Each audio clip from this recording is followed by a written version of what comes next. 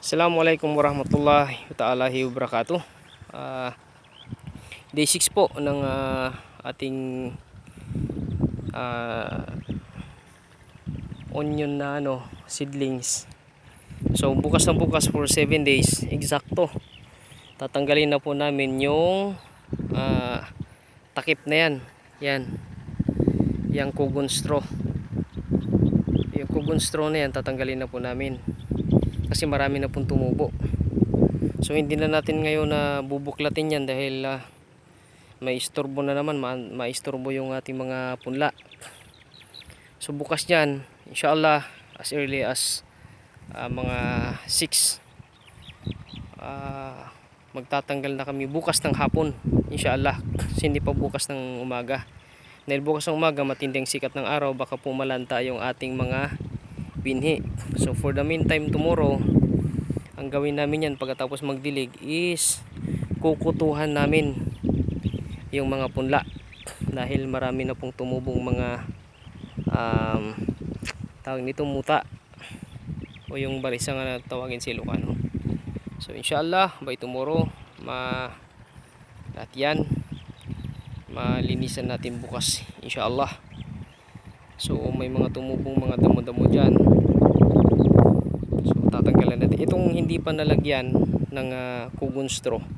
Bukas lalagyan namin bukas ng hapon.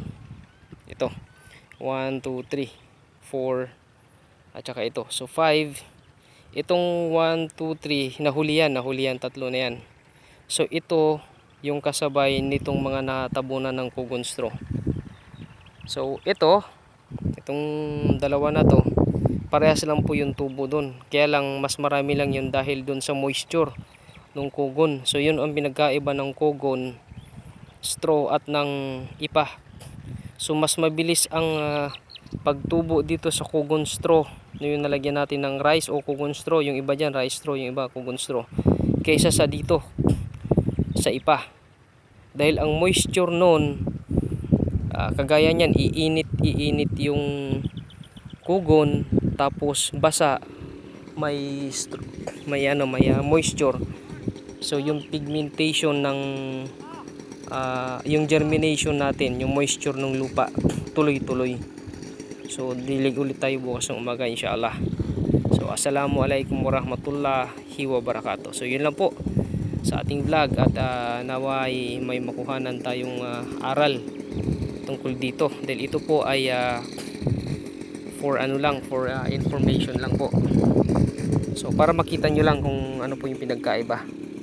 So miski kami nakita namin na ang laki ng diferensya.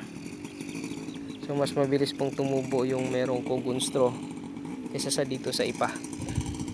So yun lamang po. Assalamualaikum warahmatullahi wabarakatuh.